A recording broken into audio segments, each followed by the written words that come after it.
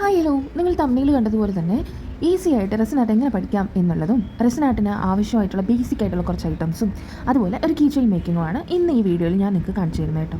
അപ്പോൾ ഞാൻ resin ആർട്ടിന് use ചെയ്യുന്ന ഒരുപാട് റെസിൻസ് യൂസ് ചെയ്തിട്ടുണ്ട്. പക്ഷേ കുറച്ചും കൂടി ബെറ്റർ ആയിട്ട് എനിക്ക് ഫീൽ ചെയ്തിട്ടുള്ളത് ജാക്സിൻ്റെ ആർട്ട് ആൻഡ് ക്രാഫ്റ്റിൻ്റെ അൾട്രാ ക്ലിയർ റെസിൻ ആൻഡ് ഹാർഡനറാണ്. 2:1 റേഷ്യോയിലാണ് ഇത് വരുന്നത്. ഇത് ഫസ്റ്റ് ടൈം ഞാൻ യൂസ് ചെയ്യുന്ന സമയത്ത് എനിക്ക് എങ്ങനെയാണ് എന്നൊന്നും അറിയത്തില്ലായിരുന്നു. പക്ഷേ ഞാൻ നിലവിൽ യൂസ് ചെയ്തിട്ടുള്ള ഒരുപാട് റെസിൻ ആൻഡ് ഹാർഡനേഴ്സിൽ കുറച്ച് ബെറ്റർ ആയിട്ട് ഫീൽ ചെയ്തിട്ടുള്ള ഇതാണ് കേട്ടോ. അപ്പോൾ ഞാൻ ഇതാണ് ഇപ്പോൾ കണ്ടിന്യൂസ് ആയിട്ട് യൂസ് ചെയ്യുന്നത്. ഇത് സെൽഫ് ഹീലിംഗ് ആണ്, 12 മണിക്കൂർ കൊണ്ടൊന്ന് സെറ്റായി കിട്ടും, ഹൈ ഗ്ലോസ് ആണ്, അടിപൊളിയാണ് കേട്ടോ. അപ്പം നമ്മൾ ഏത് റെസിൻ മേടിച്ചാലും ആ റെസിനിൽ പെർഫെക്റ്റ് ആയിട്ട് എഴുതിയിട്ടുണ്ടാവും എത്രയാണ് അതിൻ്റെ റേഷ്യോ എന്നുള്ളത്. 2:1 മാത്രമല്ല 3:1 അങ്ങനെ ഒക്കെ നമുക്ക് മാർക്കറ്റിൽ അവൈലബിൾ ആണ്.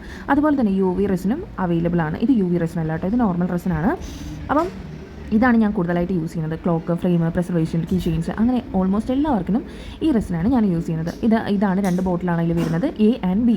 A എന്ന് പറയുന്നത് റെസിനും B എന്ന് പറയുന്നത് ഹാർഡനറുമാണ്. 150 ml മുതൽ നമുക്ക് ലഭ്യമാണ് മാർക്കറ്റിൽ.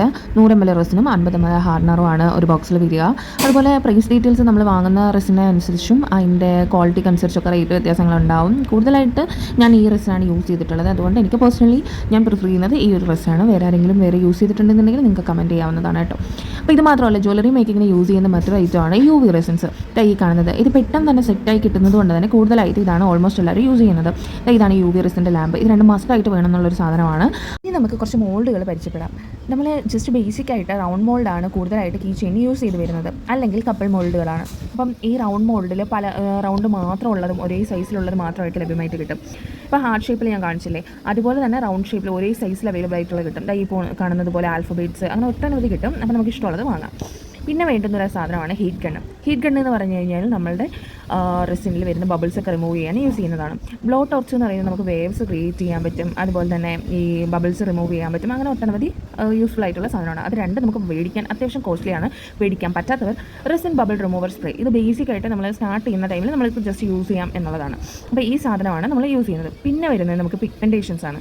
പിഗ്മെൻറ്റേഷൻസ് പല രീതിയിൽ നമുക്ക് വാങ്ങാൻ കിട്ടും. ജസ്റ്റ് പെയിൻറ്റ് പോലെ വാങ്ങാൻ കിട്ടും, അതുപോലെ ഡ്രോപ്സ് ആയിട്ട് വാങ്ങാൻ കിട്ടും. അതായത് ചെറിയ ബോട്ടിൽ ലിക്വിഡ് ഫോമിൽ വാങ്ങാൻ കിട്ടും, പൗഡർ ഫോമിൽ വാങ്ങാൻ കിട്ടും, പെയിൻ ഫോമിൽ വാങ്ങാൻ കിട്ടും. എൻ്റെ ഒരു പേഴ്സണൽ അഭിപ്രായം പറയുകയാണെന്നുണ്ടെങ്കിൽ ഈ പെയിൻ ഫോമിൽ വാങ്ങുന്ന സാധനം എന്ന് പറഞ്ഞു കഴിഞ്ഞാൽ നമ്മൾ മിക്സ് ചെയ്യുമ്പോഴത്തേക്ക് നമുക്ക് കുറച്ചധികം കളർ ഒരു ഡീപ്പ് കളറായിട്ട് ഫീൽ ചെയ്യാറുണ്ട്. അതായത് മെറ്റാലിക് പൗഡറിലാണെന്നുണ്ടെങ്കിൽ ഒരു ഗ്ലോസി ഫിനിഷും, ഇതുപോലെ ഡ്രോപ്പ് ഫോമിലുള്ളത് നമുക്കൊരു ട്രാൻസ്പെറൻറ്റ് ഫീലും തരാറുണ്ട്.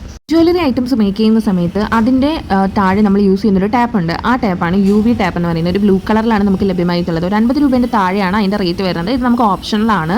നമുക്ക് ഈ ഫ്രെയിംസ് ഒക്കെ ഉണ്ടാക്കുന്ന സമയത്ത് അതിൻ്റെ കോർണറിൽ നമുക്ക് റെസിനൊന്നും ആവാതിരിക്കാൻ വേണ്ടിയിട്ട് നമുക്ക് ഒട്ടിച്ചെടുക്കാവുന്ന ഒരു സാധനമാണ് കേട്ടോ. ഞാൻ അതിന് വേണ്ടിയിട്ടാണ് മെയിൻലി യൂസ് ചെയ്യുന്നത്.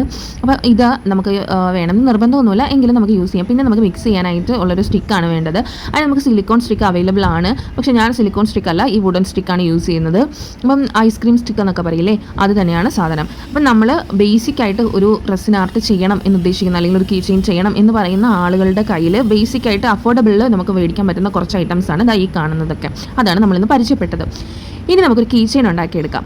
നമ്മളിവിടെ ജസ്റ്റ് ബേസിക് ആയിട്ടുള്ള ഒരു റൗണ്ട് ഷേപ്പിലുള്ള ഒരു കീ ചെയിൻ ഉണ്ടാക്കാനാണ് കേട്ടോ പോകുന്നത്. അതിന് മെഷറിംഗ് കപ്പ് എടുത്തിട്ടുണ്ട്. മെഷറിംഗ് കപ്പിൽ നമുക്കതിൽ കറക്റ്റ് മെഷർമെൻറ്റും കാര്യങ്ങളൊക്കെ എഴുതിയിട്ടുണ്ട്. പിന്നെ എന്ന് പറഞ്ഞാൽ ഞാനൊരു മെഡിസിൻ്റെ ഒരു കുഞ്ഞു ബോട്ടിൽ കപ്പ് എടുത്തിട്ടുണ്ട്. അതിൽ നമുക്ക് മെഷർമെൻറ്റ്സും കാര്യങ്ങളൊക്കെ അവൈലബിൾ ആണ്. അപ്പം അതുപോലെ മെയിനായിട്ടൊരു കാര്യം പറയാനുള്ളതെന്ന് വെച്ച് കഴിഞ്ഞാൽ നിങ്ങൾ മസ്റ്റായിട്ടും മാസ്കും ഗ്ലൗസും ധരിച്ചിരിക്കുക എന്നുള്ളതാണ്. ഇതിൽ 2:1 റേഷ്യോയിൽ വരുന്ന റെസിൻ ആൻഡ് ഹാർഡനറാണ് യൂസ് ചെയ്യുന്നത്. അതുകൊണ്ട് തന്നെ 5 ml ഹാർഡനറും 10 ml റെസിനുമാണ് നമ്മൾ ഇതിൽ യൂസ് ചെയ്തിട്ടുള്ളത്.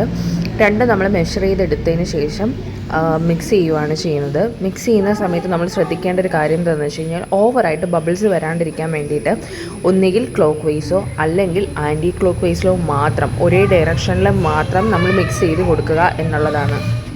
നമ്മൾ കീ ചെയിൻ മേക്കിങ്ങിന് മുന്നേ തന്നെ നമ്മളുടെ മോൾഡ് ക്ലീൻ ആണോ എന്നുള്ളത് ചെക്ക് ചെയ്യുക. ക്ലീൻ അല്ല എന്നുണ്ടെങ്കിൽ ക്ലീൻ ആക്കിയിട്ട് മാത്രം നമ്മൾ യൂസ് ചെയ്യാനായിട്ട് ശ്രമിക്കുക.